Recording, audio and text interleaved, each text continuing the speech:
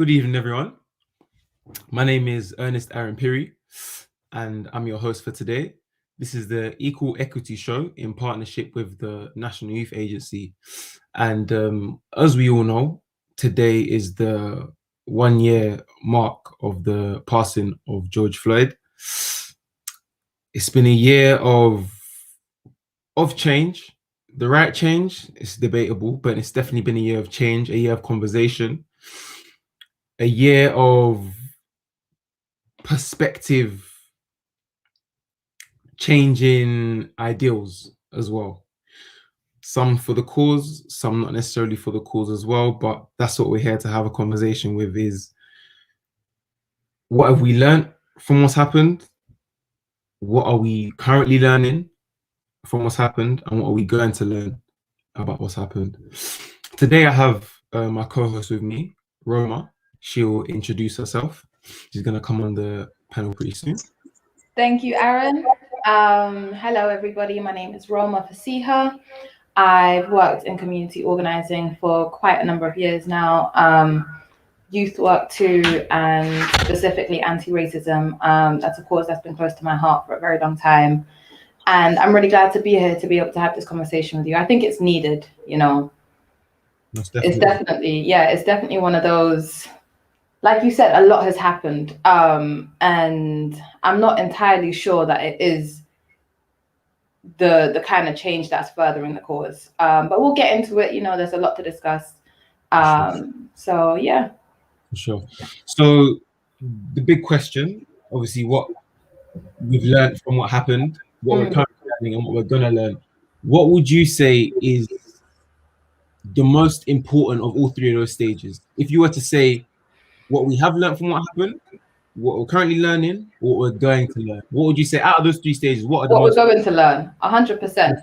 Why is that? And I'll tell you why, Aaron, is because I think if you haven't really been, you know, close to the scene of working in anti-racism or in youth work where you come across, you know, all of these racist institutions and policies, if whatever field that you're really working in, really and truly, if this is something that's quite brand new to you, then I think that there's definitely a lot more learning that's needed. This is not the be all and end all. What you've seen is not what it is, if I can be frank. And I think the learning that's going to come from this in terms of the future and where we're going to be able to take this is where the actual fundamental change is going to come from. That's what I believe. I think it's been really interesting to see, you know, the reactions to this. And one of the biggest reactions has been, you know, the commodification of BLM and Black Lives Matter, and also the, I guess, kind of bringing together everything that's anti-racist work under this umbrella of BLM. I'm not entirely sure that that's something that will really be able to further us and allow us to get to a place where we have that vision, you know. So I think it's very easy to say, oh, you know, well, that's just BLM stuff, and it's like, what is easy to do then is just basically brush it under the carpet and kind of, in a way, it takes away from all the intersectionalities that Black people and people of color will actually be at as well. There are people that are disabled that are of color or Black people. There are people that are, you know, women. There are people that are trans. There are people that are working class. All of these different oppressions will get you to a place where, listen, everyone's experience is different.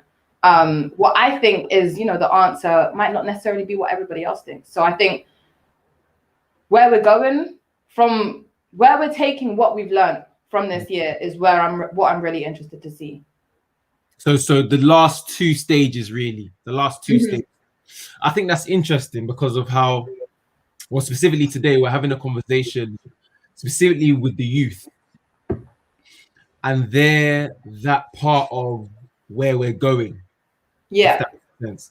Because they're at the core of it.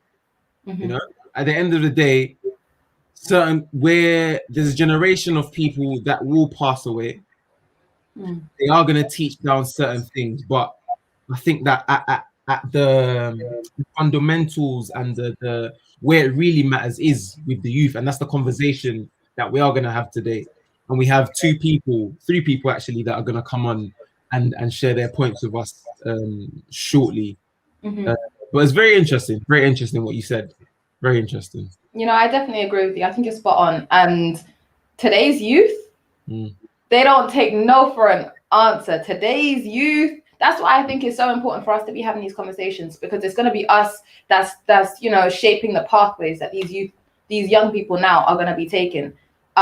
They have energy, they have spirit, they have fire, and it's inspiring to see. Why do you think that is? Why do you think that is? That there's so much more different than the older generation. Why do you think that is? They've been brought up in a broken world. From as young as they can remember, they've been told, "Oh, the earth's on fire," global warming, and they considering if that's all you knew from as young as you were, you're gonna take it seriously. Whereas with earlier generations, they're like, "Oh, it's okay," just rug. Yeah, it's not so bad. It's not that bad, It's exaggerated. And now you see the weather is moving mad. Like, I know Britain's weather usually moves mad, but look at this. Y'all saw the hail, the rain, and the sun come out in the span of 3 hours. Crazy. And it's the end of May, as if. So yeah, like not only that, but even in my day, it's really crazy because I'm thinking about like 2010 times, and like when I was a young person, or younger at least, and I was coming into this world and I was learning. Things were not as bad as they are right now. We had services for mental health. We had services for, young people to be doing stuff, boat clubs, this and that, youth clubs. There was always space. There was space. They don't even have no space. How are you supposed to? Don't even get me started. So yeah, I think the young people of today are coming into a broken world, and they are sick and tired of everybody's nonsense, if I'll say. They're really sick and tired of it. They're not having it. And I have so much respect for them. Okay. So we really have a responsibility to make sure that we're doing absolutely everything that's within our power to set them up with everything that they need to do that, to play their role. Essentially, we got to play our role so that they can play theirs. Most definitely. It's interesting you say that as well, because I was having this conversation not too long ago, and I'm very big on it's nobody's job. We like to have a finger to point at to say that this person is going to fix A, B, C, and D, and this person is going to fix A, B, C, and D. But I'm one to believe that everyone has a role in change. Everyone. I don't care how big or small you are on the social scale and social levels. Everyone has a role to play. Everyone has the ability to make change. So that's my whole thing on it. But let's bring on one of the panelists. Yes. We're gonna bring on Aiden. We're gonna bring on Aiden first. How you doing? Hey Aiden. Do you wanna introduce to the people exactly what you do first? And yeah, we'll go from there. So what do you do exactly, Aiden? In relation to this, I work with youth as well. I've set up a CIC that provides thought-provoking principles that really empower the youth. And so far with the projects I'm working with, I've got great reviews and great feedback. And now I'm just trying to scale it because it ties into the values behind the Black Lives Matter movement and to all oppressive movements. For me, that's the key foundation of anything, where the values begin. And from the values, we can learn to really embrace communities that have changed and that's more loving and more understanding towards each other. Okay. And how long have you been doing that for? I've been working in it for since 2017, and it's a reflection of what I've gone through in my own life.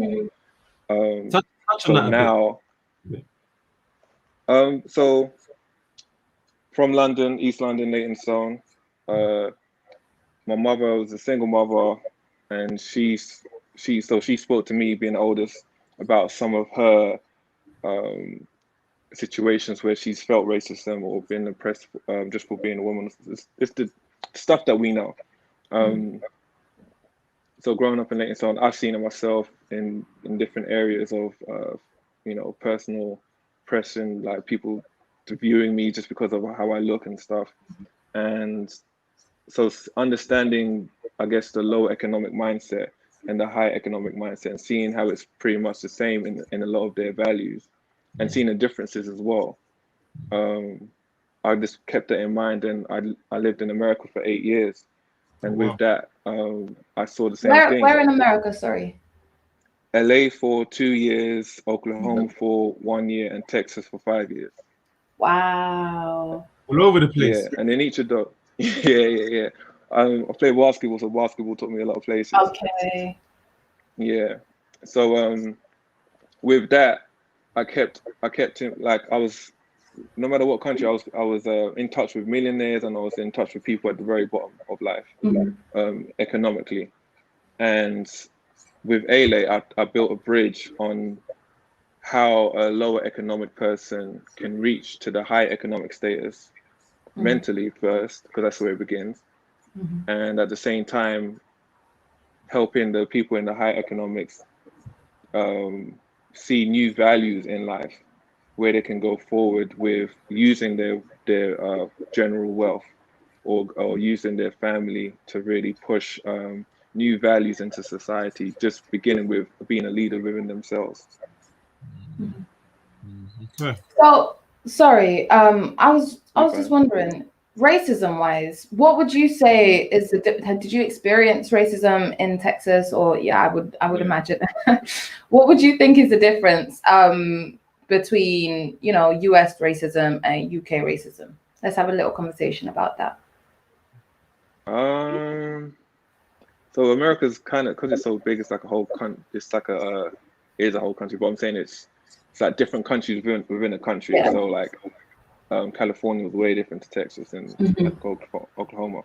But in general, I saw a lot of unconscious bias, more in, that's tough because it's so different, Yeah. It's so different. I've been profiled, again, it's been being profiled just for being Black. And for me, I saw it as like evil. Like, if you see me in that light and judge me in that way, you're just the same to me, you know what I mean? It's like a reflection of what, sorry to interrupt. It's like a reflection of what they like, they're kind of projecting their fears and their all of their own baggage onto you, and it ain't got nothing to do with you. Yeah, exactly. And it's put me, okay, so there was a time where I was helping out. My friend had a car crash. I was helping out. I called the police, and I heard the policeman come to me and say, "Step away from the car." There was guns pointed. I'm like, "I called you guys," and they just took me in without. They took me in and claimed I was public intoxicated. They didn't breathalyze me. I wasn't drunk or anything like that. They just assumed I was in a situation. But either way, in London, I've been profiled, stop and search. I've been profiled just for walking down the street. Yeah. Because I spent most of my 20s in America, I was allowed to, and I was put in places where people were actually trying to help me. So I saw how a lot of, no matter what race they were, a lot of people really trying to help me. And it began with me pushing how I saw life and my values onto another person. So some people call it, oh, you have good energy or good spirit, but it's more on just showing love to someone, and they will receive, and they will act upon that based over their fears. So that's helped me a lot. So it's really seeing where somebody is, talking to them on their level, then raising them up through your actions, through your speech, and just being yourself. Coming back to England, it's man, it's weird because I've had a lot of people showing a lot of love, but at the same time, it's very subtle. Like, people will kind of think on their back for, like, he's Black, he's tall, I wonder what's really going on. But once you approach them and speak to them, they're like, oh, okay, it's cool. Yeah. So just picking up on something that you said regarding the subtlety, that's actually exactly what I was going to say as well. I think it's easier to believe that, Britain isn't racist because if you look at the history of, coming back down to colonization and everything, the empire, which, so many people to this day are still lusting over, talking about the glory days and all of this, Only reason they saw it as so glorious is because all they saw was money coming in. They only saw the benefits. There was not there was not like, cotton picking farms here. You didn't see the absolute just horrific nature of what was bringing in that money. Whereas in America, obviously things were very different. And so their culture is a lot more like in your face. It's a lot more, which on some levels, it's not that bad because at least you know where you stand. Exactly. Like I would much rather you say it with your chest and I'm like, okay, cool, I know where you at. You can stand over there, I can stand over here, but I know where you're at. Instead of you doing buddy and trying to be best friends and talking like, oh, this and that, until I now later on find out it's really insidious. That's the word that I would use for racism in Britain. It's insidious. It's behind the scenes. It's really lovely to your face, and then as soon as you turn your back, oh yeah, no, that person's definitely not getting a promotion. It's this or it's that. It works very quietly. That's the best way. Insidious. Yeah, that's definitely the best word. I think it's part of British etiquette. I'd say that's just how the culture is. Very much, docile. Don't say things out loud. Be this, be that. But then that then translate into racism as well. Yeah, it's part of their culture, how they maneuver and whatnot, but that also translates into racism as well. So they're very docile and racist behind closed doors and all this type of thing. Whereas, like you said, with America, they call you the N-word to your face. To your face. You know what I mean? They'll wave the Confederate flag too. But again, at least you know your stand. There's no trick or treating going on around here. I would like to share a personal testimony that I've just remembered. And this was when I was working in my university's SU. I had started off being in the bar for about 2.5 years. And I will say it with 110% confidence, I was the best bar staff on that team. I'll tell you that for a fact. And the reason why was because I just wanted my shift to be over. So I was willing to do anything to get there. And I had a supervisor, and I really, really liked her. And apparently she liked me too. She was always talking about, oh, you're my superstar. And I was like, yeah, I am. And I think it was her and 2 other staff, all of whom were white, that were just chit-chatting a little bit behind the bar. And either it's because I'm so light that they maybe forgot I was black, or they just didn't really see me there, or they just, kind of let their guard down. I don't know what it was. But they started having a conversation that I'm pretty sure that they did not know that I was, they didn't want me to hit. So I'm just, doing my thing, wiping down the shelves, like trying to find something to do. And I hear them start to talk about Coco, which was the one club night that was urban. And bear in mind, on this club night that they only did once, like every month or 2 months or whatever. And when they did do that, they had hella fed, all these sniffer dogs. It was all crazy. They were talking, and it's pretty much the only event that you saw the Black students and the BAME population as well turn out to. So they're talking about this event, and this supervisor is talking about, oh yeah, I don't like, going to Coco because, oh, all of these big black men and like, they always just trying to dance with us little petite girls. And I'm just like, whoa, wait, what? She forgot. And it gets worse. And she's like, oh, like, I would go, but like black people scare me. And then they all looked at me, and she forgot. That's one thing that they don't realize, is that no matter the shade of black, it's still black. So you can't, they definitely forgot. You one way, speak to Aiden one way, speak to me one way. But no, it's okay to speak to her that way because she's lighter. So no. She's still with us. I'm on this side. She's still a person of color. That's so true. But it's really interesting. Sorry, what was you gonna say? No, go ahead. I was just gonna say it's so interesting how the conversation, like to my face, if you saw how she interacted with me, you would have been like, wow, like, best buds and like, amazing relationship. And I genuinely really, really liked her. And I thought that was kind of the same. It was a 2-way street because she made it seem like so. And I will not spend the whole show talking about everything that went down at that place. But the whole, from the very top to the very bottom, it was just racist through and through. And it was just that conversation allowed me just a little kind of sneaky glance at what really happens behind closed doors. So when people are talking about, hey, you know, Britain isn't racist, you know, you guys aren't getting shot in the back, it happens in different ways, baby. It's not all one and the same, you know. Like you said, in terms of culture and etiquette and everything else, it's a lot more sneaky. It's sneakier here. For sure.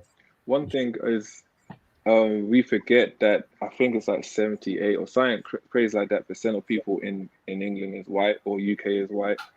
So they're not used to, they may see a culture on TV, but they're not used to having a culture of a black culture in front of them, or any ethnic outside of that race in front of them. So when they experience it, just like when anyone experiences change or something new, they instantly fear it, or they instantly want to challenge it, or they instantly just think, you know what, I don't understand this, so I'm just going to fall back. Some people may fall quiet to another race just because they just don't understand, but other people, because of fear, will attack it. And that sounds like what they did. And also, one thing I teach is exposure, because they wasn't exposed, therefore they were ignorant to the culture, or to your feelings, or to understanding how you may think of it.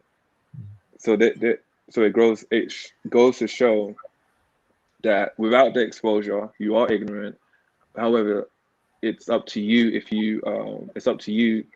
to put yourself out there in position to expose yourself to stuff that is new, like going to different countries. You don't have to, or at least watching something on TV. But for them, it's very basic. Like, think before you speak. Think about other people's feelings before you speak. Speak unselfishly. You know what I mean? But yeah. You raised a really good point about it being up to them. And one thing that I was really keen on mentioning was that I think one of our problems that we have in terms of the Black community, or the any minority community, is that we are so focused on trying to make racism palatable and more comfortable towards white people, specifically white people anyway. That's where a lot of the energy is going towards. Ultimately, it is a personal responsibility. If somebody, there's ignorance that is, you know, you haven't had a choice because you were raised in a completely white town and you haven't seen anything, you haven't seen anybody who looks different to you before, and you don't really know how to act. Then there's also, you're getting to a certain age and you're choosing to stay ignorant. You're choosing not to do the work. You're choosing not to put yourself into new situations. You're choosing not to do research. You're choosing not to surround yourself, or even watch, like you said, watch stuff that is different to what you might have been raised with. It becomes about you and your choice. And I think we need to start turning some of that energy inwards, instead of trying to make things as cushiony and as comfortable as we can for white people to understand. I think we just leave them to their own devices. There is so much already out there for them. When are we going to start, you know, worrying about what we're doing? And I think that's exactly what you're in the business of doing yourself. Sure. Okay, let's bring in another perspective. Let's bring in Zoeb. Bring in Zoeb to state his opinion. How you doing, Zoeb? Hi. How you doing? So state what you do and what you get up to on a day-to-day basis, Zoeb.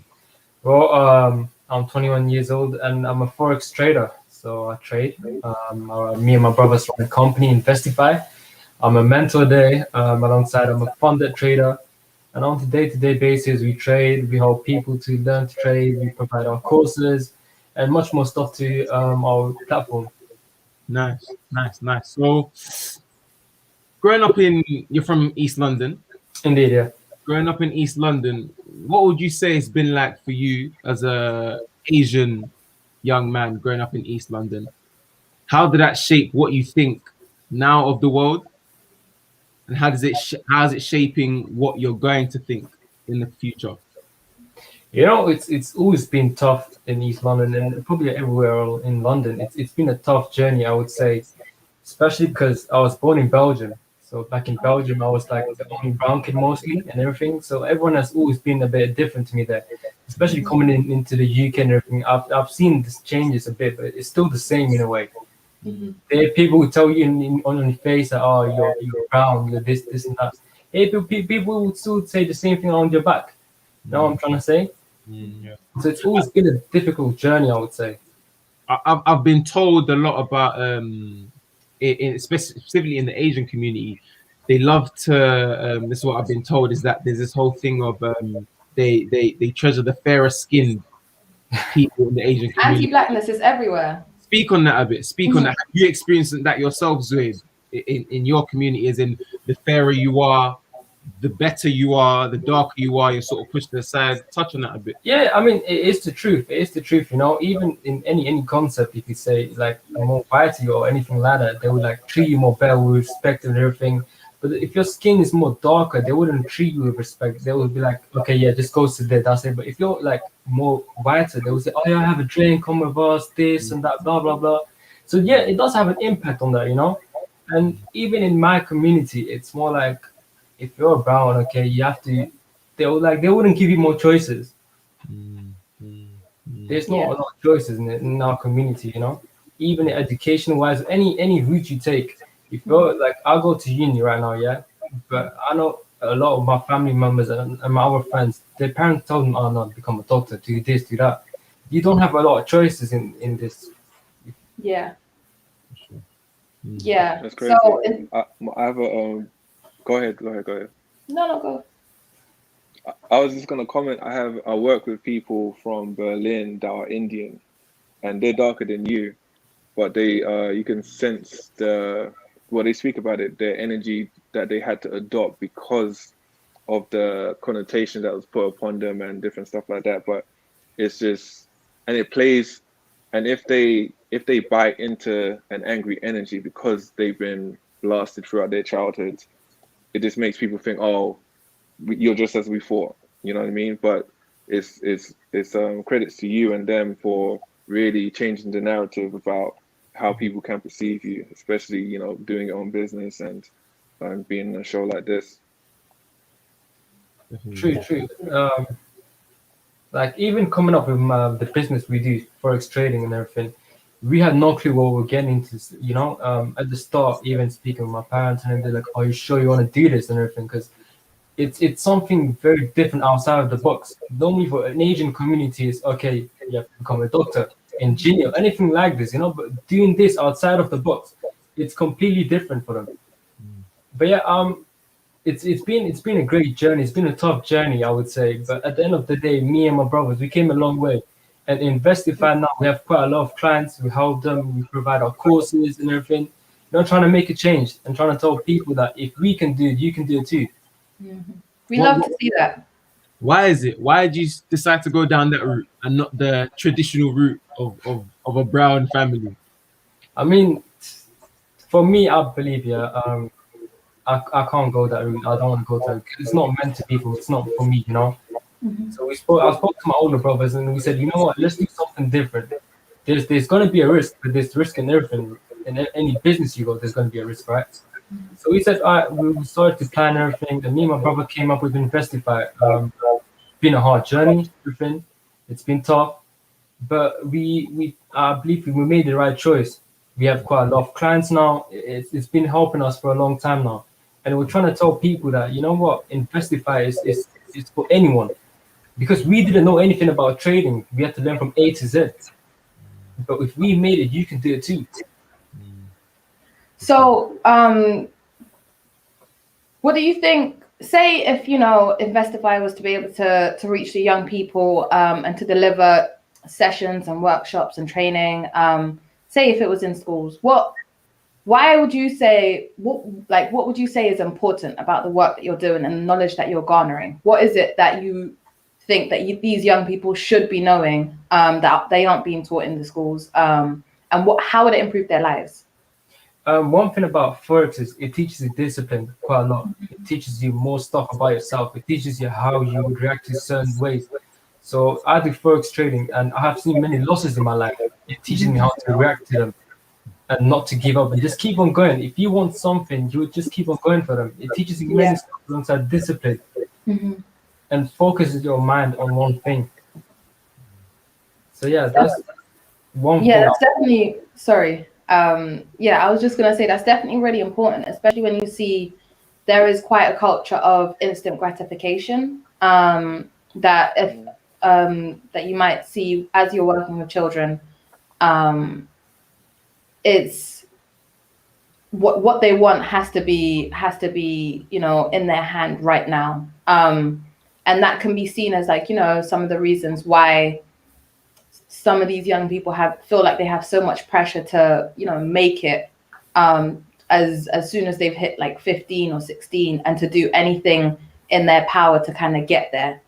I think it's definitely, in my opinion, I personally think that kind of a mindset can be a trauma response to the kind of society that we've grown up in, especially as we live in London, one of the wealthiest cities in the world, where you see absolute lavish living and everybody's doing up image and trying to show off to everybody what they have and how much they're worth and how much they're valued and all of this kind of stuff. And so when there's that kind of pressure, people will just decide, you know what, I'll do whatever it is that I need to do to get there.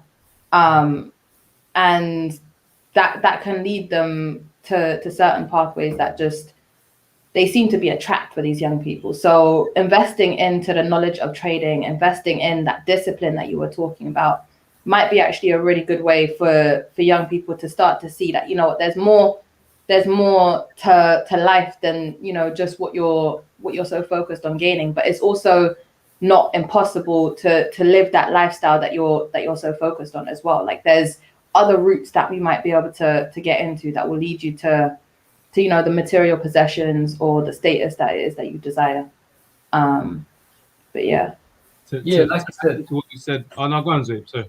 Yeah, I do agree with you. There's many pathways you can choose. It's not just one single pathway you have to go through. And I think over the year, because of COVID and everything, that really taught us about online stuff, more like trading along, but dropshipping, e-commercials, everything. A lot of people are now focused on into online stuff, online businesses. Okay, let me do this online. So that's really been, it's helping them in a way, and it's opening more opportunities for them at the same time. Yeah. For sure. I was just gonna say, just to add on to what you said, Roma, is that I was reading a book and there was a quote that said there are certain people that are profiting of telling you what you want to hear. And that's exactly what you said on the whole thing of instant gratification. This is what's being pushed out there. And it's not even like it's a message that it's like an agenda. I think it's with the time that we're in right now. You pick up your phone right now, you're hungry, order Uber Eats, you have the food in half an hour. Post a nice picture, you're getting dopamine hits in the first minute with likes. This is all coming with the new time. Everything is now. Nothing's really. You don't really have a reason to wait for things today. Yeah. I think more than ever, especially as young people, all of us here have to train ourselves to wait. Train ourselves outside of instant gratification, because it's like we're being brought up in that space. It's what we've been sort of shown, if that makes sense. Whereas someone else in the older generation might have had to learn it. We're just showing it straight away with the amount of technology that we're given. So yeah, exactly what you said. Aidan, do you have anything to comment on that? Seeing as you work with young people, do you think that's some stuff that you've seen, or is it something different? Yeah, I was thinking of 5G and understanding how it's going to be applied to society, and how the reality of it is it's going to make society even colder and more short to helping each other, because it's removing more people, more humanity, and bringing in more technology. And so the youth coming up, they're going to think, I need to make it quicker. I need to make things happen sooner. I need to I need to push down somebody so I can be on top, because it'll be so easy and access is so available. And again, that's why I started A-Lay, because started A-Lay before that, but it's just showing that once your values are in a good principle way, once you see life from a certain perspective, you can't lose track of, like, you will never veer off to wanting to push another human being down, or wanting to think that you are better than somebody. It's really teaching, like, the youth how to be humble, how to be disciplined, how to manage your time, and enjoying the process of being patient. Because with patience, it delivers knowledge. From knowledge, you get the understanding. Then from understanding, you grow in wisdom. Then from wisdom, there's more love in the world. Yeah. Well, that's the idea. I would even also maybe argue that in terms of, Aaron, what you said about, this isn't necessarily about it being targeting specific people, or like benefiting specific people, and it's just kind of mostly technology. I would argue it's a little bit of both. I think it's the rise of technology, but it's also the intensity of the capitalistic world that we're living in. And people pushing other people down so that they can get ahead. That's pretty much what capitalism teaches. It teaches you that everybody can supposedly be a millionaire, which is why so many people are fully invested and really love this capitalist system, because they think, well, when it's my turn, then I don't want to be, taxed too much or anything like that. But if you look at the real actual percentage of the people who are making all of this money, when is it going to be your turn? So I think it shapes young people into being efficient workers, but not very great humans. There's a lot of that humanity that is put to the side. Even as a child, imagine how hard this year has been, not only with everything that's happened with George Floyd and everything that's come after that, but with COVID too, on our children, and the fact that, schools and exams and everything is getting harder. These kids are sitting here however many hours in a day doing schoolwork, and then as soon as they come off, they're doing homework. And what is that really teaching you? What are you actually gaining? Are you gaining knowledge? Are you gaining wisdom? Or are you passing exams? Do you know what I mean? So it teaches, from a very young age, it teaches you to be as efficient as you possibly can. It teaches you to put your mental health to the side. Your socializing is seen to be lazy. All of these different things. So I think it's a combination of that technology, that instant gratification, and also the capitalist world that we're living in. Just a little side note, I couldn't do the online school thing. If I was to be in school now, I couldn't do it. I couldn't do it. I couldn't. Yeah. I was naughty as it was. So to put me in school, and then they were doing like detentions as well, where you have to like log on and sit there. Detentions online. That's mad. Yeah, no, I never heard that. It's a whole thing. So Let's bring on our last panelist, Beauty. Hello. Hello. Hi, everyone. Hey. Want to introduce yourself? So I never know what to say when someone says this to me. But my name's Beauty. I would say, let's just go with, I'm a global health scholar. So what that means is that I focus on everything health related, but my main focus is on mental health and how that intersects with race and gender. I worked with young people actually in mental health for about 5 years, and then in East London, and then I left that literally as the pandemic hit. I don't know why, like timings are really off, but yeah. And now I work in policies around health inequalities. So yeah, that's me. So this has been a really intense year for you then. That's one way to put it. Yes. And like even when you take a break, because most of us are working from home now, it's not really a break.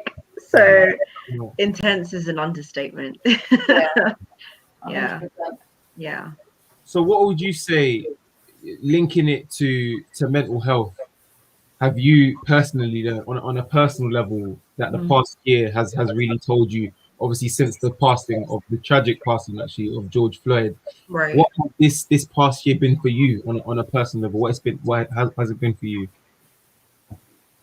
A lot of feelings. Like there's a lot of layers to these feelings as well, these are traumas that we have seen in our community for so long, you know. Police brutality is nothing new to us. And when it first happened, you know, like there was this whole global re-energizing, like, yes, people are listening, you know. And then I slowly saw it go to like what it usually happens, the whole performance, you know, black squares, you know, these PR campaigns, these marketing, and then it stopped. And then, you know, people, we were still talking about it, but everyone else, all the allies, that all stopped. So just a range of emotions. I think anger, sadness, more anger, guilt, because sometimes you feel like we can be doing more. But what I am one person against an entire system. What can I do? That's not a defeatist attitude. I'm just saying, like, we can all collectively have ideas, and you know, we campaign, we organize, but we're living in a country that does not care about people that look like me or you. So like, you know, it just feels so, I don't want to say pointless, but it really does. And Yeah. and then you see stuff like, you know, the guy Derek, he got convicted, and everyone's like, yes, accountability. No, like no, that's barely scratching the surface. The only reason he got convicted, we got it on camera. How are you going to deny a crime on camera? Like, I mean, they and, do that you know, anyway. right, For sure. right. For sure. Like, what you took a man to jail of a crime that everyone around the world saw. Like, what does that say about the system that we're living in, right? So I think for me that there was just a lot of stuff with that, and I'm still very angry. The only thing that I feel that's helpful for me is the fact that in speaking about Black Lives Matter, in speaking about uh you know, the inequalities that we face, it's allowed for us to like shift. You know, it's no longer like Black people are fighting for their rights. No, we're fighting for liberation. Like, it's no longer about rights, because, and the reason I say this, if we're fighting for rights, it's something that the system is giving to us. Liberation means I'm free. Like, you've got nothing, I am free. And I love that entire shift for us. I also love that it's meant that liberation movements from other communities, like we're seeing now, Palestinians, are now working in tandem with everything that we've been fighting for. You know, this solidarity is worldwide, and we're seeing it go on and on and on. And I think sometimes it's very easy for us to get caught up in identity politics. Like, you know, I'm Black, I'm gonna fight for my people, I don't care about y'all, you do your thing, I'm gonna do my. And I think right now there's an understanding that actually there's power in numbers. Like, you know, there's this whole momentum, I feel like, around the world. I see tweets from people in Japan. I remember this was in the Black Lives Matter movement moment. You know, they were telling us how to deal with tear gas from the police, and people in Palestine, you know, they were telling us as well, like, you know, how you combat stuff like that. And even now, it's just, for me, that's what's hopeful. That's what I'm holding on to right now, that solidarity that we have. Even like being able, I know for some liberation movements, like speaking out against like injustices, you can get fired from your job. You know, you made someone feel uncomfortable because you told them actually what you're saying is racist. Why am I being suspended when you're being racist to me? But now there's a reckoning that actually check yourself before you wreck yourself, because what you're doing is wrong. And people are starting to stand up across the spectrum of races, you know. And I think for me that's the moment of like, okay, maybe something is happening here. Maybe. Yeah. Beautiful. Aiden, I was just going to sign you off as well. Thank you so much for all of your input, for your perspective, and for bringing in your organization's understanding and everything that you've been doing. It's been a pleasure to have you on the show. It's been, man, it's a great conversation. And just to add on to what you said, Beauty, and what everyone's really doing is, sometimes it may feel pointless, but those moments where the hope is where we come in as well, because we're here to deliver pockets of like hope and love, where there's people can turn to someone and say, oh, there's actual people trying to help us out. There's actual people trying to bring a victory. and that's what, that's long lasting. That's never gonna die out. You know what I mean? But yeah, I'm gonna love you and leave you guys. But quick one, Aiden. Where can we find you? Where can we find you? Any websites, social? Where can we find you? Yeah. So my website, AILEYCIC.com. Okay. I'll put it in the chat actually. ailey.com, and my Instagram. I never remember my handle, but if you type in Aiden Saunders, I'm sure you're gonna find it. That's poor. That's You can see my poor. face in it. There you go, Ailey. That's great. That's so bad. All right. Thank you. Thank you, Aiden. Aiden. Take care. Bye, guys. Take care, bro. Bye-bye. Yeah, just to elaborate on. God.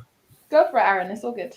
Just to elaborate on what you were saying, Beauty, about the whole, that issue's going on over there. It's nothing to do with us. That's what white people were doing to us. It's funny. It's like it's coming full circle. You know what I mean? We're seeing the whole thing that's happening in Palestine. You can't turn a blind eye to that. Yeah, of course. Exactly what was happening to us. So it's funny you touch on that. It's funny. And to touch on another point that you talked about in terms of it being pointless, I think there is a lot of guilt that we as people of color carry, because ultimately this in the first place, this isn't even our burden. This is really not even our burden. More time, the onus is on us. We're out here lifting the whole world on our shoulders. And I think it's also important to recognize that just living your life in luxury, in health, in wealth, just doing that in itself is an act of revolution. And so with that guilt, I think it's difficult because we're in the field, you know what I mean? We're in the... Sorry, can you guys hear an echo? Yeah. Okay. Sorry, guys. Technical difficulties. Yeah, Still an echo. No, Okay. go on. Whilst you sort it. Okay. Is it still echo? Is it? No, Yes. no. Yeah.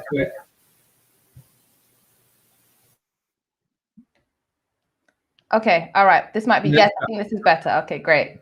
So what I was saying is that we need to also understand that like this work is never ending. There will not be a day where like, way, we did it, we're done, we're finished, we can all go home. It's not gonna come. And so we also need to recognize as much as we need to play our role and we need to bring, to the fight everything that we have and all of that kind of stuff, we also need to live. So whenever you feel like you need to put the burden down, you have to be able to put it down. If you carry it till your back breaks, who are you going to be useful to? Certainly not yourself, not your kids, not the young people, nobody else in the fight. So I think it's really one of those things, especially if you've been in this kind of work for a while, it can swallow you if you allow it to. So just, it's worth thinking about that. Well, actually not doing the work is also doing the work. It's really weird because it's like any kind of movement that you take forward, for example, will also take you 10 steps back. This is kind of like the final note of my dissertation when I wrote about organizing and racism and whether it would be something that could help. And it could help, but it will also bring to light, because racism is so deeply entrenched in our society, it will also bring to light like the different ways that actually now, for example, with diversity and equality, and they're saying, oh, okay, well, we need at least one person to tick the box. Instead of you to bring in somebody that's qualified and happens to be somebody that's that's a person of color or anything like that, you're now creating a specific role to put your colored people basically into. You're like, all right, they go over there. We've given them their little spot over there. Yeah. So it's like, that might have come from a good intention, but the kind of society that we're living and working in is there is no straightforward one way. It's a combination of all these different things. But yeah, we really have to take it easy. It's not us. It's not us that was out here doing all of this madness. and we're out here trying to fix it. So we have to take with that, like, our lives are worth living too, you know? Sure. It can't just be about the work. For sure. Beauty, you wanted to make a point, Beauty? Go for it. Yeah, so I just want to pick up on what you were talking about earlier on about capitalism and how, you spoke about your forex trading and, and how you've gone through different routes and how pretty much from the time you go to school, you're taught to be an efficient worker. You're like embedded into this system, and anyone who leads astray from that, I don't know, is like, I don't want to say defector because it's not like a superhero film, but yeah, but I guess what I'm trying to say is what I think what happened last year with this whole with the tragic death of George Floyd and just the pandemic in general is that people, I think a revolution started to happen. I think a lot of people, especially where when workplaces were like, oh my God, we can't let you work at home. Like, it's just not sustainable. Things won't happen, blah, blah, blah.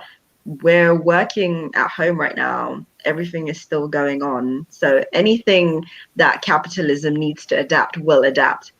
But one thing why I say it's a revolution is that, like you said, Zraib, like a lot more people are realizing the value of doing something else or an alternative to what the norm is. And I can say like the same thing with racism.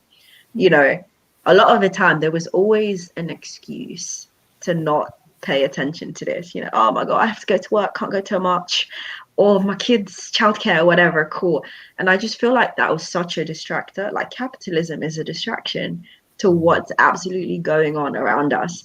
And one thing that we got back was time. We have time now. We have time, especially if you're young. We have time. And that's why you're seeing big numbers coming to all these protests, people coming out in their hundreds, their thousands,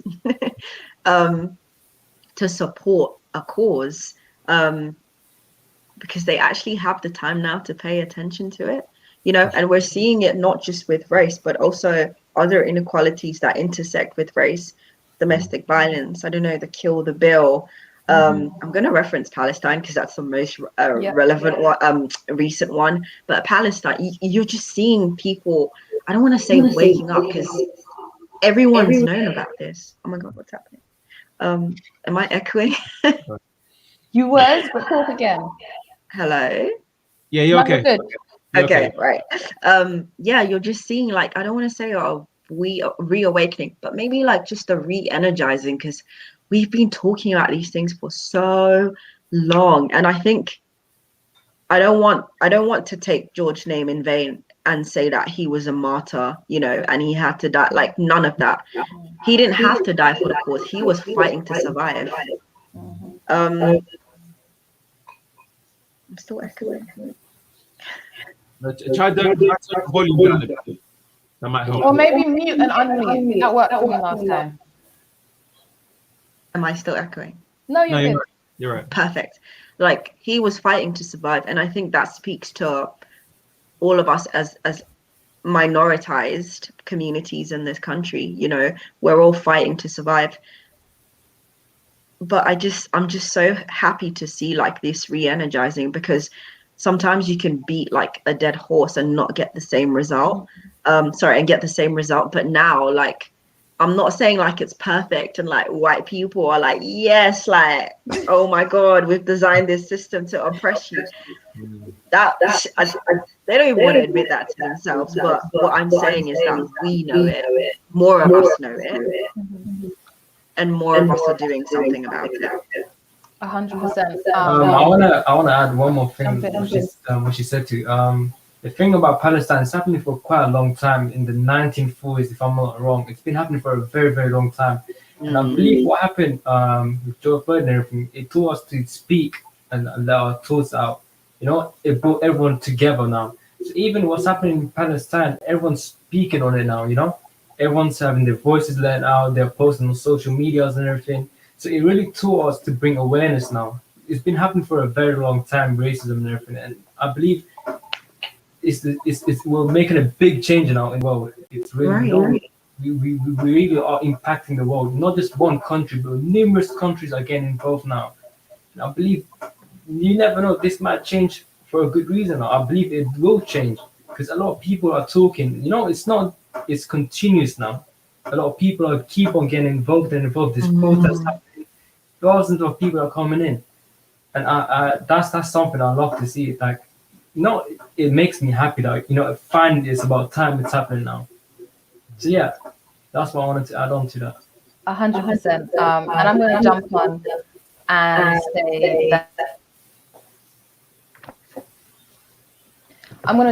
and say that I think we talked a little bit about performative actions, the black squares that were posted and all of this BLM and the bios. That's not what I see to be the real change. People talking about, we're going to create an anti-racist policy. Y'all made 110 policies and ain't nothing changed. So forgive me if this new policy that you want to make isn't what I'm going to put my hopes and dreams on. But there definitely is a change. There is a rumbling in the air. There is. I hear the sound of drums, and it's beautiful. And I think, like Beauty said, that it started when we had the time. The whole world was on a break from this whole capitalist society that we live in, and all this production. And we had the excuse, we're in a pandemic. We're in a pandemic. You can leave me alone. I'm gonna go get some rest. We're in a pandemic. And once people started doing that, they was cooking, they were spending time with their families, they were spending time with their pets, they were starting to, do hobbies that they haven't done in 15 plus years, and they started to find themselves again. And so I think that kind of was the catalyst. And with George Floyd, and we've had like Sarah and all of these different cases that have sparked off movements. And I will say that there seems to be, of every genuine struggle, some sort of an attempt to commodify it, some sort of an attempt to whittle it down to something that it's really not, some sort of an attempt to undermine it in a sense, to kind of take the image of what it is and run with that instead of actually do the work. Regardless of that, there is still change happening in people's hearts. With you might not see it in the policies and the laws. You might not see it in the institutions at the moment. But it's the most important thing is for it to come from people's hearts. People want better. They understand that we deserve better, and they're starting to relate to, again, all over the world. And as it's been, as Zuhaib had said, Palestine and everything that's been happening with Palestine has been happening for a very long time, but it's coming back into the limelight at the moment, as a lot of other things are. And that rumbling is where we have to concentrate our efforts. The rest of it is easily a distraction, and that distraction will serve not us, not the community, not the young people. It will serve those who would like to keep us busy. They would like to keep us busy, running the hamster wheel, if you want to call it that, and just so caught up in just everything that's happening that we don't have the energy or the capacity or the time or the understanding to really see what is going on in the world around us and to decide, actually, that's not good enough and we want better and we will get better. It is really beautiful. So when those feelings of disappointment start to come up, when that feeling of just hopelessness and you're just like, what is the actual point? Allow yourself to draw from these seeds of hope. It's a beautiful time, honestly. As much as there is so much going on in the world at the moment, it's a really beautiful time to be alive. And my personal spiritual beliefs are that we're not here by accident. Each of us on this podcast, each of us on this earth who are here at this moment in this time when all of these things are happening, it's not by accident. That's just my personal beliefs, but yeah, it feels like we're here for a reason and we have roles to play. And I'm starting to see people start to understand that and start to play those roles. Yeah, it's beautiful. Let me get your guys' opinion on this. But this is one thing that as beautiful as it is, the things that we're seeing happen, I'm seeing the other side to it. Like I said, I'll get your opinion on it, but I'm seeing struggles are becoming trends now. So this Yep. is what we hop onto it, we repost, we'll say A, B, C, and D, we do A, B, C, D. When it's not trending, or we just forget. And this that's what's really upsetting, because it's not, these are people's lives. This isn't a trend. As much as it is trending, it isn't a trend. So what do you guys think? Is them simply reposting it enough? Is that good enough because it's exposure, it's out there? Or is that not good enough? You guys tell me. I don't know. You guys tell me. Oh, do you want to go first, Sib? No, you can go ahead, no worries. So that's a really good question. Working with young people, I mean, I worked with young people who were in mental health, but a lot of them, and because of the way that people assume people with mental health issues are, they kind of treat them as if, like, you know, you can be seen but not heard, like, Yeah. you know. So one thing I feel like I was really lucky about was radicalizing my young people. I would have these conversations with them all the time. Sorry, Also, if anyone young can are we prevent, talking? How young? pardon, How young are we talking here? like 12 to 18. So I Okay. got them in a good time. And if anyone from Prevent is watching, get off, okay? I don't mean radicalizing in that way. But yeah. And I would just like have these conversations with them, you know, like, if you see racism, how do you approach it? And, you know, what do you and your friends say? Like, in the classroom, what do you say to someone who said this to them? You know, just having these honest conversations. And I just feel like, to answer your question, no, I don't think posting is enough. I'm so sorry. Like, yeah, in some circumstances, there's not much we can do in terms of like financially or whatever. But what you can do is organize. And this is what I got my young people to be involved in. You know, campaigning. I remember, like, you know, in our mental, in the unit, we had quite a few young people who were LGBTQ. And, you know, they often felt like, oh, we can't really express ourselves, etc., etc., etc. And I said, what are you going to do about it? And I will never forget, like, the next Sunday I came, they had like pencils and banners, and, you know, like, they mobilized amongst themselves, and they did something about it. And it's the same thing I feel like we should translate into a lot of these liberation movements. You're never too young to get involved. You see little babies at a lot of the Palestinian rallies. I saw babies waving their little flags, and I was like, yes, you are down for the cause. You are 2 years old, but you will grow up understanding what it means to be part of a community, and a community that organizes. And you will be part of that community, understanding what solidarity means across races, across communities, you know. And I think that's what people can do. Like, yes, you might not be able to donate. Yes, you might not physically go and give aid in countries where XYZ is happening, but you can organize.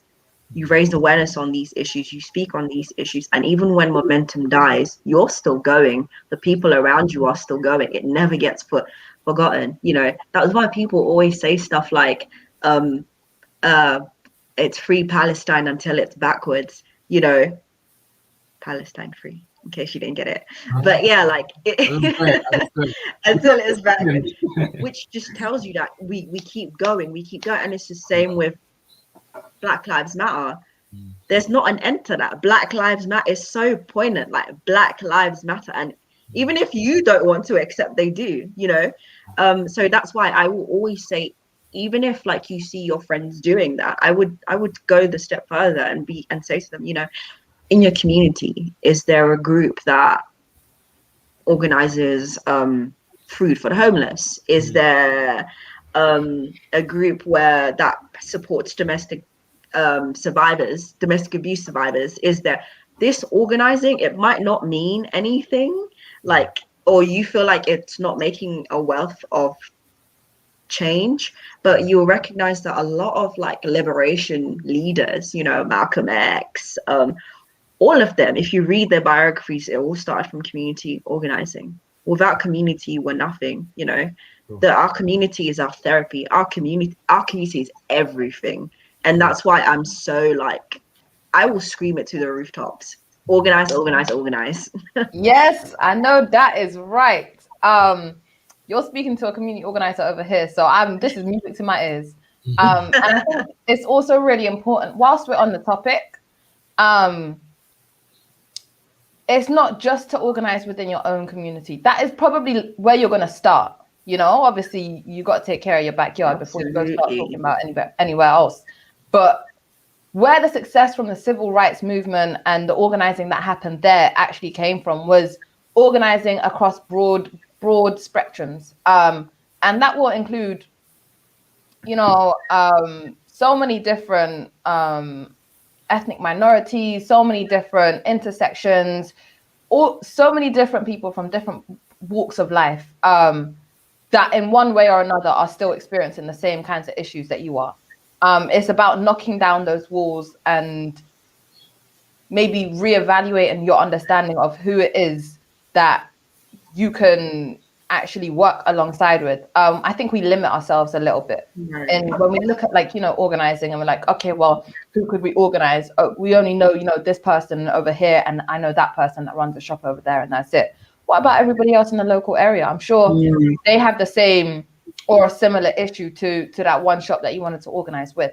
And I think it's also quite important this might be, a bit of a controversial opinion, but in terms of the white working class, I think it's actually quite important to organize alongside them.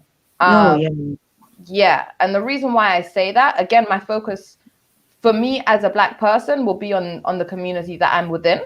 But if you really think about it, these kids are going to be experiencing a lot of the same issues that ethnic kids of ethnic minority or people of color will be experiencing as well. A lot of the same issues regarding, poverty and not having enough food in the house. The same kinds of issues when it comes to the schools in the area aren't too good and their teachers might not care about them. All of these things are actual on a level where we need to be starting to look at not just our kind of little vision. Again, you start where you start, right? But eventually that needs to kind of start being built up to everybody who these issues are affecting. And you'll start to understand this is a much bigger number of people than you might have previously considered if you're only going in that one specific direction.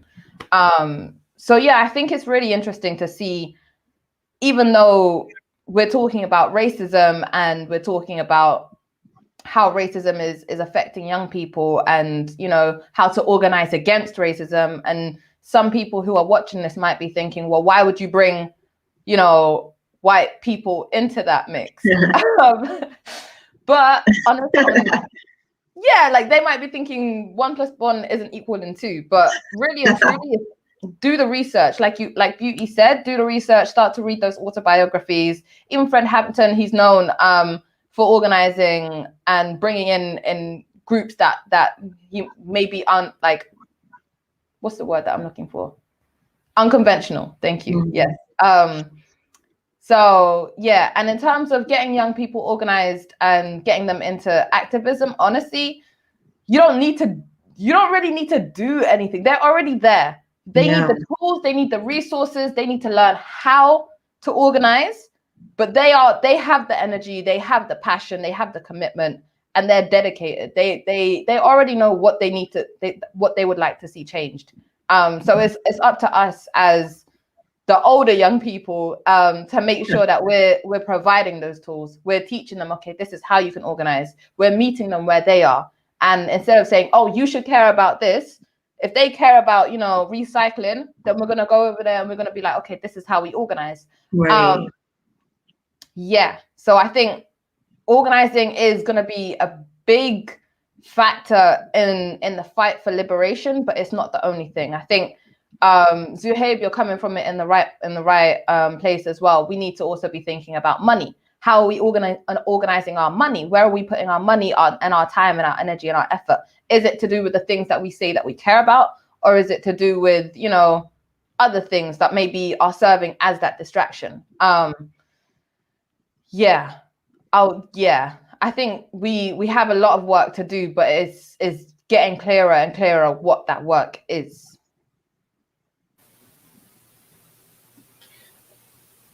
I think you're on mute. Can anybody else hear him? Oh, okay, cool. Can you guys hear me now? Yeah, you're good now. I said on young people getting involved in organizing and activism, one of the most heartwarming things that happened to me was around this time last year, actually, when everything was pretty crazy. Yeah. A friend of mine that wasn't black, he didn't repost anything. He wasn't really involved in all that type of stuff. He just messaged his private message and said, "How can I help? Give me the books, give me the documentaries. Who can I listen to? What interviews can? Because I don't know about this. This hasn't affected me. I'm not of color. This world isn't new to me. How can I help?" And that really did touch me, because it's like, you genuinely care. The fact that when someone dedicates time, energy, and resources, he bought books, he paid money for books. When someone dedicates that much effort into something, you care about it.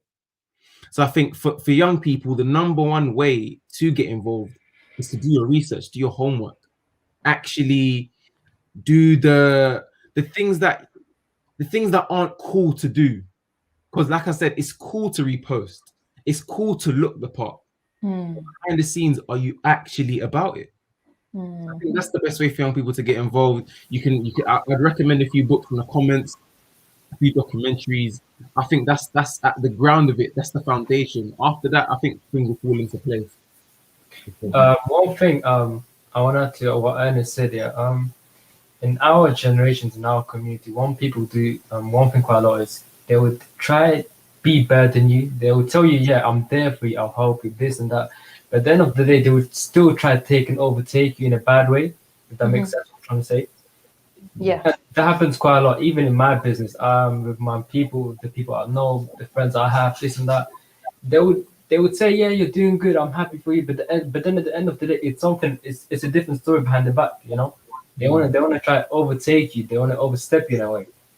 And I think it shouldn't be like this. I mean, you should just focus on your own business. You know, just stay in your own lane, do your own stuff, and that on itself is gonna like teach you many factors in life. You know, and I've realized that quite a lot, because the business we do, there's other people that have been in this industry for quite a long time now, and some people that are just trying to begin, and they would try bring negativity into our business, say this, that. And I believe in any business you go, anything you do in your life, people are always going to keep on talking about you. No matter what, even if you do good or bad, they will always keep talking about it. So that's something that I've learned. Yeah, sorry. Oh yeah, go for it. Now you can go on. Just thank you for all your points, but just to bring all of that into perspective, I think especially with young people, we need to stop treating them like they're dumb. They're not dumb. Like, young people are very switched on, not only because they have like way more like books to read and the internet and all of that stuff, but speaking to all of our experiences, everything we're talking about, we've lived through. I grew up, I think most of you are from East London. I grew up in East London. I grew up around Bengali people. The kind of like racism I experience, and I'm South African, so I know racism inside out. Worn the t-shirt, sold it. I know it very, very well. And I grew up around a Bengali community, and yeah, I might have experienced racism from other people of color, but I also experienced what solidarity looks like from the same people of color, right? But one thing I can say to you, I lived through all of these things, and when I read about a lot of things that happen now, I can tell you a story about someone who the same thing happened to. If this is new things for a certain demographic, i.e. white people. But for us, it's not.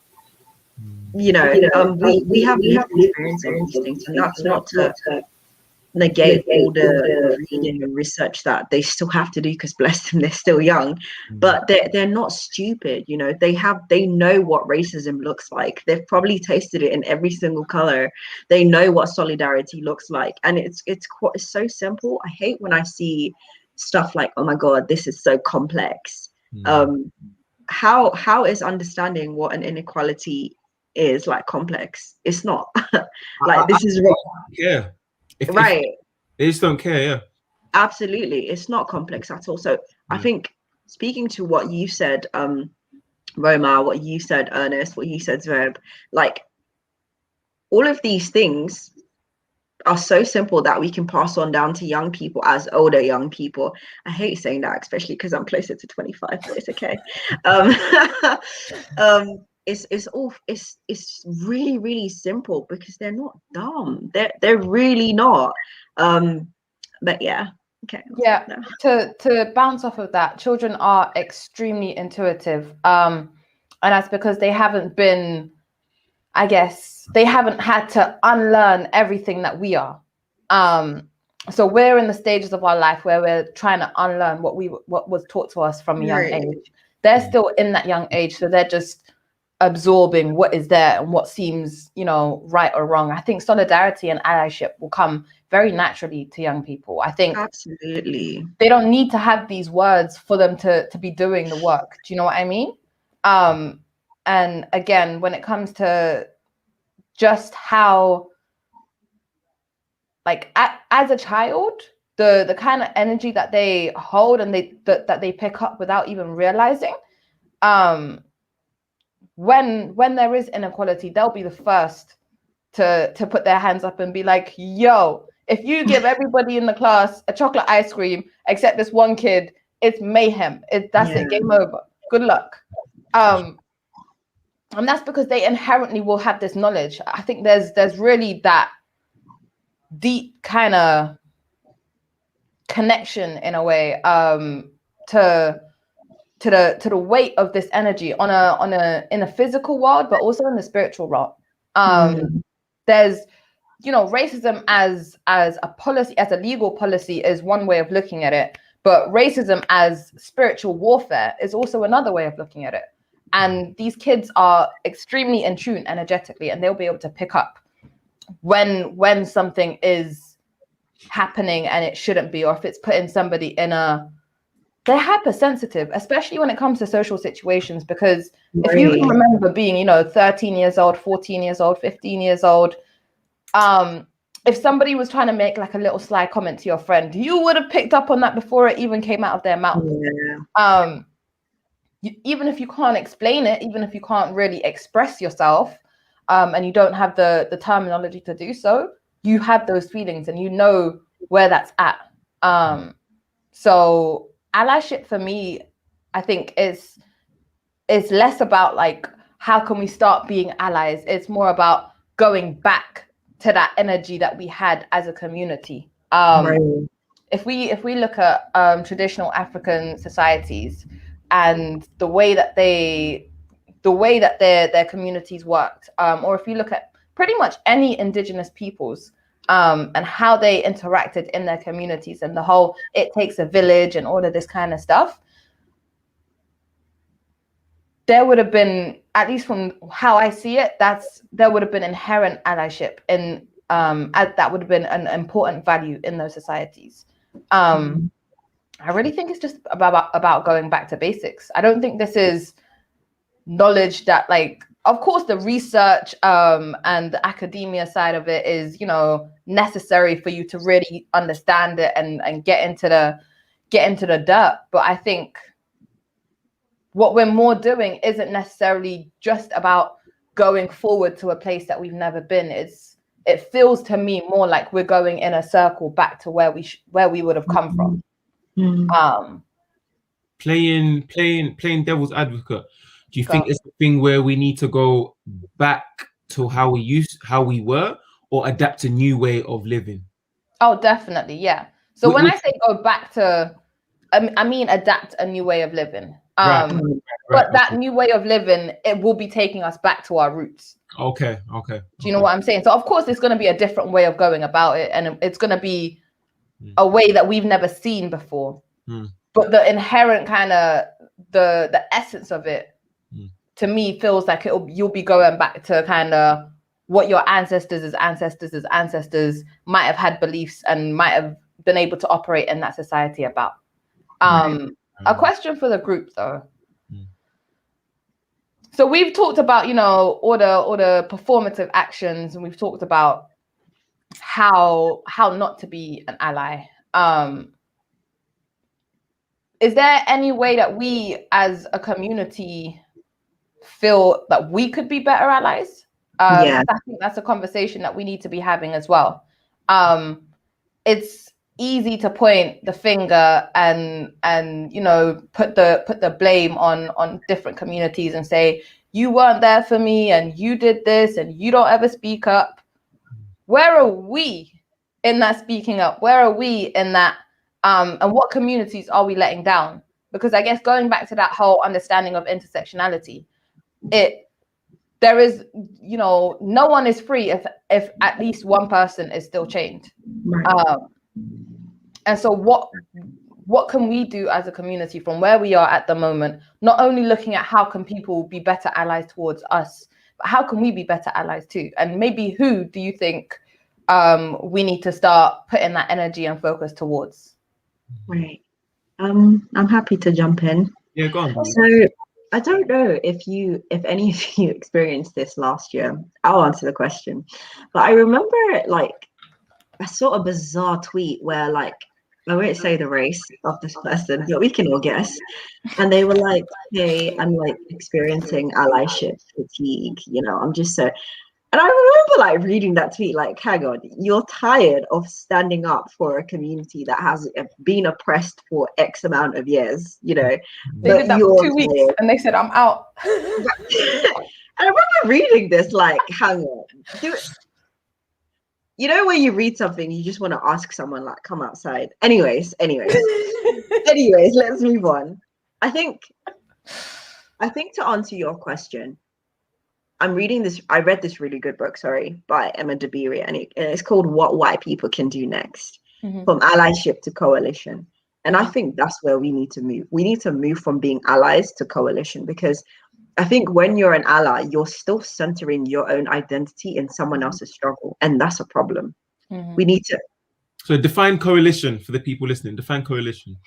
When I say coalition, I mean that we need to come together in our collective struggles and stand together in solidarity, you know. So speaking to what you said earlier on, Roma, you know, working with working class white people, you know, working alongside people in your community with the same issues, you know, be it homelessness, be it socio-economic hardships, be it, I think a lot of those things are so common across all communities, especially minoritized communities in this country, you know, be it Southeast Asian, the Roma community, Black, African, Caribbean, all of us have these hardships, you know. And it's so funny when you're in school and they're like, oh my God, like in my house we do this. Like you listen to little kids talking like, yeah, my mom said we can't wear shoes in the house. It's like, oh my God, yeah, we can't wear shoes.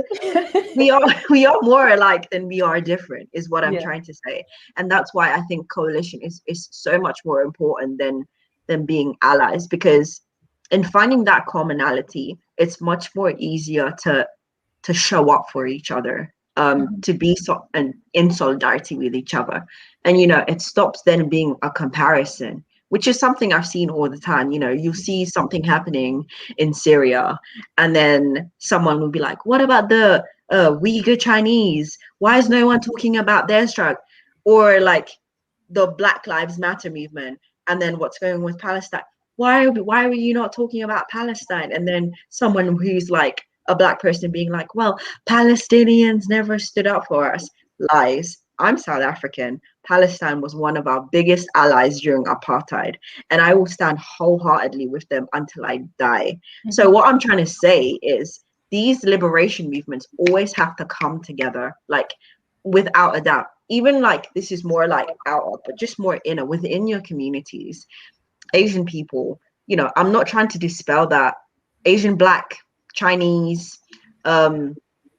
Japanese, I should say Southeast Asian people. There we go. We have a lot more things to fight for in this country than we do like to tear each other apart. Does that make sense? Yeah. English is terrible there. But anyways, you guys understood what I'm trying to say, right? Yeah. And I think that's where like this realization has to come from, you know, not just from other communities. Very easy to be like, well, they don't understand, you know, and that's not to say that within these communities there's not existing problems. Like anti-Blackness exists, prejudice exists. I don't know anyone who comes from a different community that doesn't have a prejudice about someone else. The issue is working within our own communities to be like, that's wrong, actually. You're no better than that person because of X, Y, Z. Here's how we're exactly the same. Here's how we should work together. And here's how we can collectively defeat this problem or this system. So that's what I would say. We go from allyship to coalition, because then it stops centering your identity in someone else's struggle. And on top of not centering your identity, I will also say that it makes it a lot clearer as to, you know, who or what you actually should be fighting against. Once you do enough research, once you know, look at all of the different ways that racism affects you and affects other people and all the different ways it turns up in your society, you get to a place where you're like, okay, I get it. You know, it's everywhere. Yeah. What's next? And then you start to see, well, where did it really truly stem from? Where did we even get? What was the very, very beginning? You know? And at least the conclusion that I've made is capitalism. It was this hunger and greed for money that was then justified by racism and saying, oh, these people are subhuman, so it's fine if we do whatever we need to do. But it really came from that desire for money. And so going back to what you were saying, Beauty, and I think this is really important, who does it benefit for these communities who are already oppressed to now be coming for each other's throats? No. Who exactly is benefiting from all of this little stuff that's happening here? And that's the question the way that I've been moving, I definitely from the last year, especially, and this is to answer one of the general questions about this podcast, this is probably one of the biggest things that I've learned from the murder of George Floyd and everything that's happened after that, is to really ask myself, who is this benefiting?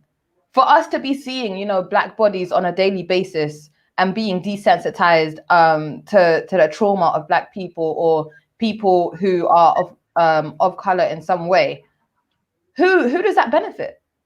And who does it benefit for communities that really should be standing up for one another and in solidarity and in coalition with one another? Who does it now benefit if all we're seeing is, and all that's being posted is these communities attacking each other and you know, people who are fueling the fire and all of this kind of stuff? Who does it benefit? Because it's certainly not us. And that's really the sentiment where I'm going to be coming from for quite a while now, is just, when you get to the bottom of it, there's always a little bit further to dig. Yeah. And, you know, I don't even think, like, even if you, for example, if we're looking at the white working class communities, for them to blame all their struggles on, you know, the immigrant that's come and took their job away, or the Black people that's over there, and you know, how comes they get the housing? The question isn't, you know, why should they get the housing or why should they get the job? It's why isn't there enough jobs for all of us? Where's all the money going? Yeah, who does it benefit to keep us distracted and to keep us kind of in this cycle of just blaming this person and going for this? Someone's always a scapegoat. Somebody is always a scapegoat, and if every time there's a scapegoat you don't stand up for that scapegoat, the next person that's going to be a scapegoat is you. So I think it's just really, it's easy to get caught up. And I think that there are a lot of different forces that are wanting and doing what they can for us to get caught up. yeah, the one thing that I could really kind of push is to have that kind of that's a great question. But one thing that I could really push is to just really critical thinking, discernment, you know, really trying to understand who is pushing us in this direction and why. Because this doesn't benefit this community that's involved, and it definitely doesn't benefit this community that's involved. But what it does do is it creates enough smoke and mirrors for everybody else to get all confused and to get everybody's pointing the fingers at each other, that whoever's actually the one that's benefiting from this can just sneak away into the back laughing, ha ha ha, look what I did. You know what I'm saying? So yeah, that's pretty much what I would have to add on to your point, Beauty. But I enjoyed how you explained what a coalition was, because it isn't about that performative, oh, look at me, I'm an ally, oh my God, virtue signaling. Oh, but why isn't anybody talking? I really can't stand that phrase. Why isn't anybody talking about the baby? I'm sure there are a lot of people that are talking about it. You're not the first one. It just Do you know how many issues there are in this whole wide world? What am I supposed to do? Yeah, no, it just gets on my nerves, because it's about making that person look and feel as though they're superior, and oh, look at me, I'm talking for the little person. Well, why don't you let the little person go and talk for themselves? But yeah, I'm done. I've got nothing left to add. Can't hear you, Aaron. Just to add. There you go. Oh. Okay. Yeah, just to add a little point to what you said there. I think it looks like this. It looks exactly what we're doing right now. We have an Asian male, a black male, and two black women all together speaking about these type of topics. This is what happened 5-10 years ago. Or maybe 5 years ago, 10-15 years ago, this wasn't happening. I think it looks exactly like this. So I think this is progress within itself. But on a more positive note, how can we move forward to create a more equitable society? To be fair, how can we move forward to have a more fair society? Zoe, what do you think we should do to move forward, to have a more fair society, to have the ideal society that you would want your kids to grow up in? What steps do you think you should take? What steps would you advise people to take?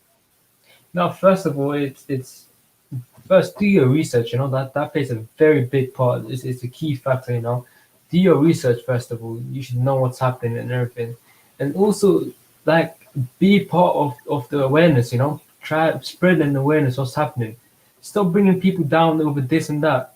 Try being together. Try understanding people, what they're going through. Research is a big part, and a lot of people are lacking right now is research, I would say. And then awareness, another key factor. Like we are lucky, we have social media now. It might, even if you're posting, it's still doing something. You're still doing something. You're trying to spread awareness to it. And not just on social media. There's many ways where you can awarenesses. You can do charity. You can, bring people in, talk to the community. There's many stuff you can do to make a change. Sure. I would say. Sure. To jump onto your point as well, Zuhaib, I would say exactly what you're doing in terms of you learn, how to trade and all of this money management and the discipline that came with that. One of the ways that is really important is through money, because the allocation of money and resources is inequitable. So moving forward to create that fair society, I think you're playing the role that you're supposed to be playing. And we have a comment from somebody over here saying, do you think it's possible? I think it is imminent. I think it's happening whether you like it or not. I think is it a possibility or it's coming. We are building it. Well, you might not be able to see it right this second and right now, but it's coming, because Zuhaib, when you if you decide that you want to have children, you can pass that knowledge onto those kids, right? And before, even not only the knowledge, but you would have been able to set yourself up into a place where you're, comfortable, and you can pass on generational wealth too. So there's so many different example. Pardon? He's the example, like exactly. You were saying. Exactly. So through money, one way, but the research as well, as you said, the awareness, and I will say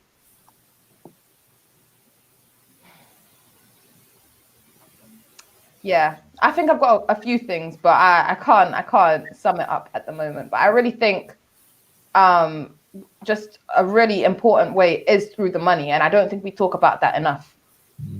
Okay. Yeah, I think money has specifically with us as well. When I say us, I mean from people that come from backgrounds where you're not expected to make anything of yourself. Money has a very negative connotation to it. You don't really want to speak about money and having money. The rich are bad and all this type of thing, and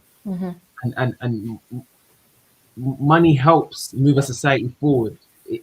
As crazy as it sounds, it's not the most important thing, but it is at the core of it. So I think teaching that as well, like what Zoe is doing, teaching money management, how to make money at the right places at the right time, and what type of thing is very important. Extremely. But yeah, how do you think? You wanted to add a point there, Beauty? Yeah, I do. So a lot of what I do in my work in health is considering how, like, by dealing with like a lot of these structures, capitalism, sexism, how all of these things can like eradicate, like if we eradicate all of them, how it makes better health for everyone. And if everyone has better health, we have a better society and a more fair society. So I come from it from like that aspect, in that improve the healthcare of everyone, number one. And I feel like we're halfway there to making society a bit more fairer. Yeah. The second thing I would say, in terms of within our communities, we all spoke very candidly and very strongly about coalition, allyship, all of these things. And I think in all of this, something that's starting to emerge for me is like the death of the ego. We need to stop being so ego driven in everything that we do, in our activism, in our coalition, in our collaborations. It's not whose voice is the loudest, it's whose voices are we bringing together to get this message across. Do you know what I mean? So I really think death of the ego is such a big one. And I think, as someone who has been obsessed with health and equality and doing anti-racist work since I was like in school, all of these things, at some point it has to stop being about you, and it has to start being about everyone else. And I say this because what we're seeing right now is a repetition of what has been going on for centuries. It happened last year after the tragic death of George Floyd, and I see like it repeating itself, even with the collaboration of movements. People going to protest for photo ops, not doing anything. People speaking on social media. Why are you not saying it? Why are you not saying? Like, this is all like ego driven. Stop virtue signaling. The whole point, please, like the whole point of an equal society is so that everyone is on the same level playing field, right? And that includes not just like the knowledge that we have, but the knowledge that we produce, the knowledge that we share, the awareness that we produce, the awareness that we share, the money that we make, the money that we share. The distribution of all of these resources can only happen when it stops being about us and about other people. In terms of the question, do I think it's possible? I'm an optimist, absolutely. Even if, God forbid, anything happened to me, I want to know that I have lived a life alongside other people who have been able to reimagine a different alternative world for us to live in.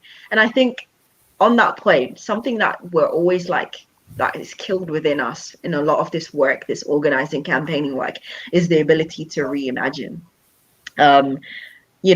Or like just to imagine, like it's taken away from us as kids. Capitalism, all that creativity gone. In work, gone. These are the rules, these are the protocols, gone. That ability to imagine is so important, and I don't think people realize it until we're much older and we start having these conversations. We start seeing these movements. We see like what people are saying, on these protest cards, And yes, they make great photo ops and stuff, but what is it really saying? What is it really showing? It shows that we have the ability to reimagine that the world that we're living in right now, you know. So I completely understand it looking impossible, but I think it is possible. You know, people said slavery, I bet in those days, oh, this will never end. It did.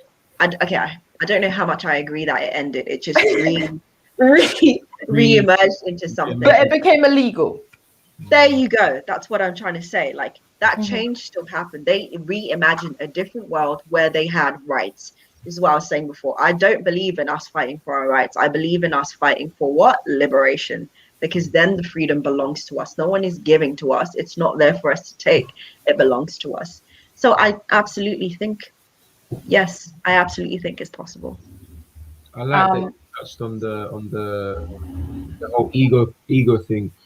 There's another conversation I was having not too long ago, and it's a book called "The Ego is the Enemy" by Ryan Holiday. I just finished reading "Ego is the Enemy" by Ryan Holiday, and he literally spoke on exact everything you're saying. He literally spoke about in the book. That's why it's just crazy. I just finished the book, and like you said, nothing is for us. It's not for us. We live 80, 90 years, God willing.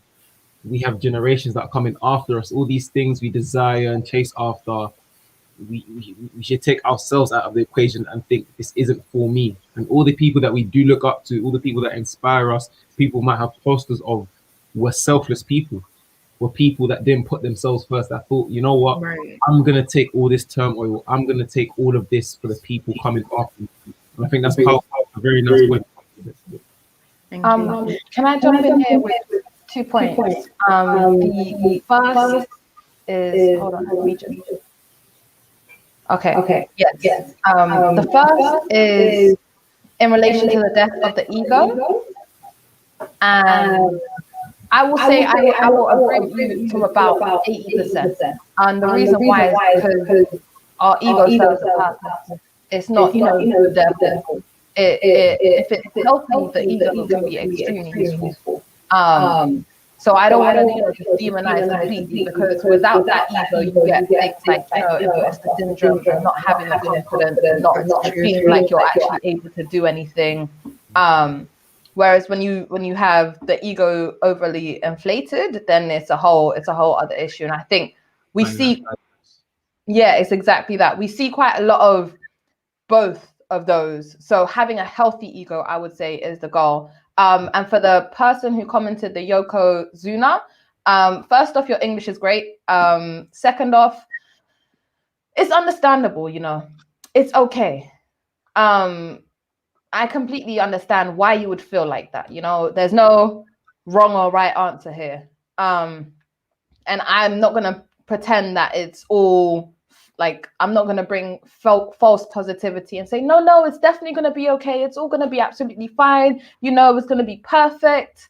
And yes, the money has always had a big part to play in how people act. But at least the way that I see things, and the way from a very young child, I've always seen the way that the world should be, not the way that the world is right now. But it feels like even a memory in some sort of a way. It feels like I remember a time when things were what they should have been, and everybody had what they needed. And I think that is the power of the imagination. So it's okay to feel how you're feeling. You're justified, because it's hard. It's not easy to live in this world. In it can be crippling if you allow it to be. It can be a lot. Especially if you're carrying that on your shoulders all the time. So it's understandable to feel the way that you do. But hopefully, maybe with some time, and maybe with some of that imagination, you might be able to start to realize that actually there is, or there could be more to this world. It's easy to lose your hope. But trust that you'll always get it back. You'll always get it back. It's not going to be gone forever. You might even see just a little flower as you're walking past that's grown through the concrete, and think, wow, you know, that if that little flower can do it, maybe we can too.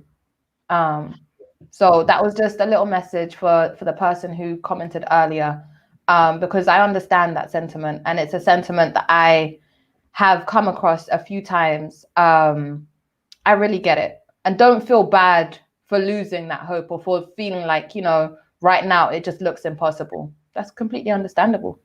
It's tough. And if it looks impossible, it doesn't necessarily mean it is impossible. So yeah. Beauty, I think that question's for you. Working so closely with mental health, how do you look after yourself and fight for justice without activism fatigue? Like I said, you working so closely with mental health, what would you advise people on how to balance that act there? What would you say for people to do? There was a quote earlier on that I saw by Audre Lorde that self-love, sorry, is radical. So when not doing anything, and I think you said this, Roma, sometimes is the most radical act of all. You know, as someone, when I was growing up, I was very in your face with people, you know, racism is bad, let me explain it to you, rah, rah, rah. Like, I'm not joking. And I feel like there were times, like, if something problematic was said, everyone's eyes would just turn to me because they knew I was ready, you know, the arms were folded. I was like, let me tell. And it got to a point, maybe in my last year of uni, where I was just like, oh, nope, this isn't for me. I know what my role is to play in this struggle. I know what I'm doing in the struggle. I know who I work with. I know who I'm collaborating with. Everyone else, like you said, this is not to be patronizing or condescending to everyone else. Like, oh, go read a book, which was one of my answers before. But literally, we all have a personal responsibility in this fight. I just realized at some point that I need to take a step back sometimes and let people get there on their own. You know, I cannot like let my labor be expandable, especially for people who do not want to understand, who do not want to learn, who do not want to hear it. They just want to argue with you for the sake, you know, they'll what about you to death. I was just like, you know what, my labor is not for free. You know, if we're gonna have this conversation, you're gonna have to pay me. Obviously, they're not gonna do that. So at that point, I took a step back, and I'm telling you, silence is bliss. You have sometimes, like, the self-love is literally you doing the most you can for this movement. And I also say this because in me being very in your face, I realized I was doing more harm than good. You know, this wasn't just to people that needed to be educated, but even to people who were potential allies or people I would later be in coalition with, you know, other people of color. They would see me, you know, and then just think, oh my God, I can't talk to her about anything about race. I might say something wrong. And again, this is what I was saying about the whole ego thing. I agree with you, Roma. Like, a certain amount of ego is good, but I think at this point it was like, I know so much, I'm gonna school you guys. When that's not the point of it, right? That it should never be like that. So I think just being silent and observing is something that I will say, if it's too much sometimes, that is in your best interest. Take some time out, do whatever you love, you know, go to the park with your friends, laugh about stuff, binge watch whatever it is you love to watch, and then come back, recollect, because this is what I feel happened for a lot of us. You know, it's terrible that we're living in these circumstances of a pandemic, but I feel like my lighting is off. Anyways, that's not the point. Yeah, like we had this break, all of us collectively. You know, like you said, we got to know ourselves, baking bread, spending time with family, kids, you know, even though like everything was shut down. I can tell you now, I've been around my park many times now. I feel like I know every inch of that park. And in saying that, we had the energy to come back and fight harder than ever. Look at the momentum that's still going on. Everyone said that, oh, you know, And to be fair, I was one of the naysayers, like, oh, it will pass, no one's going to do. There is still momentum. No one has forgotten George Floyd. No one has forgotten his name. In these new liberation movements that were in solidarity, Black Lives Matter still rings.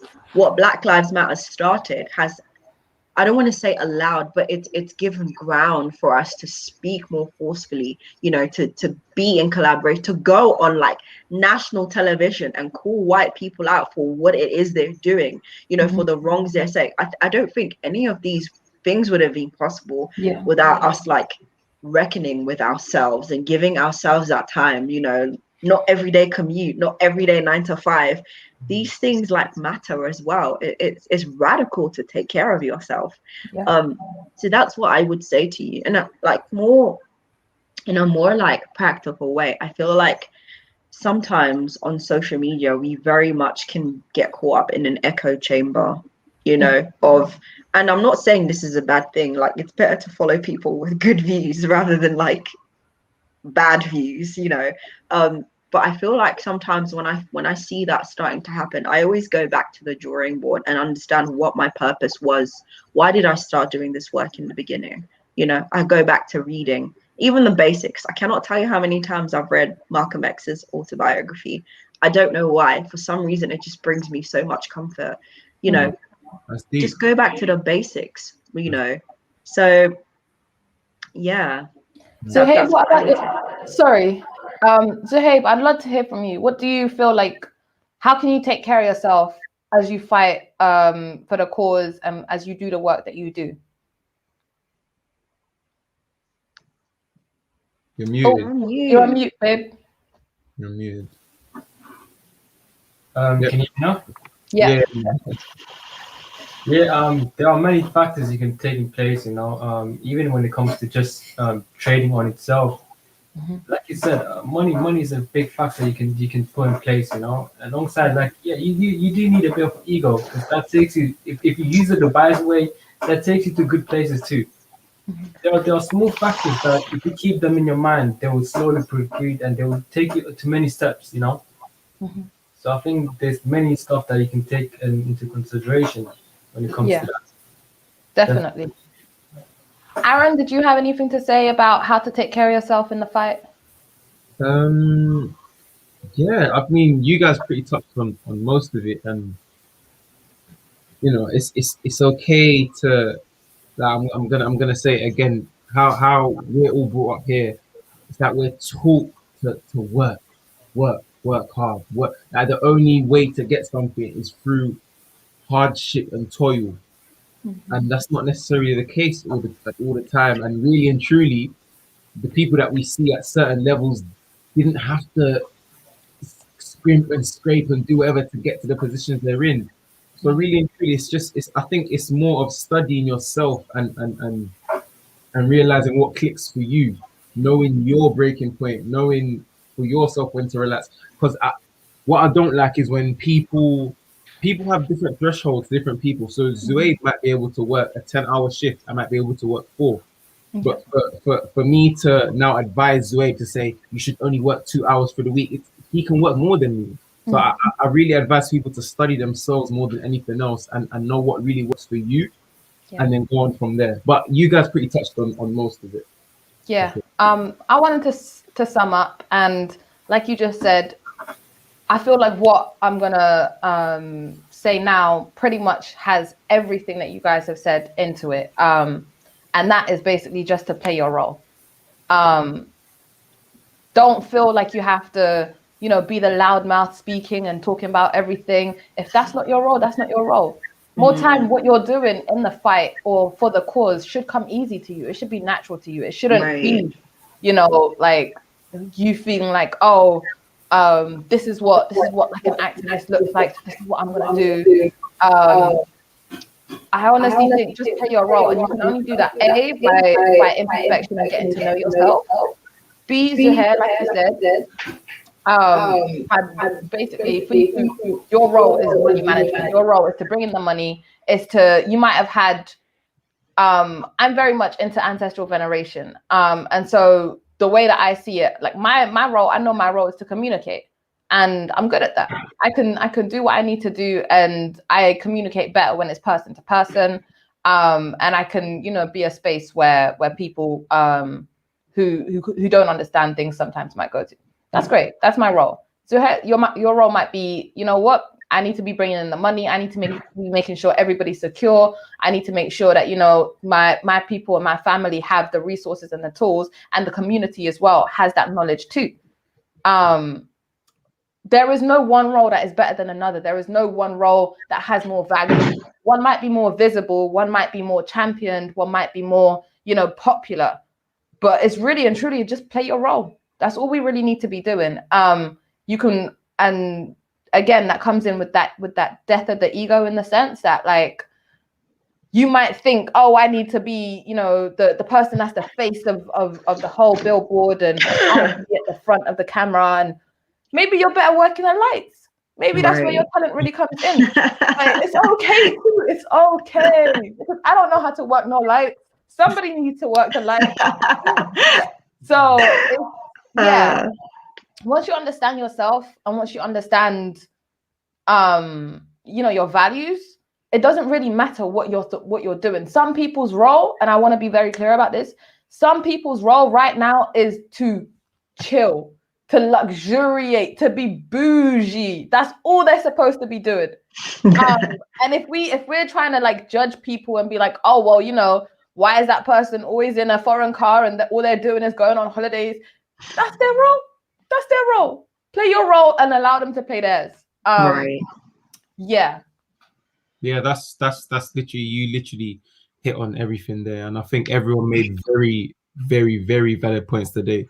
And I hope everyone walks away from it. I hope everyone watches back on this and they take on the advice that we will give it other people.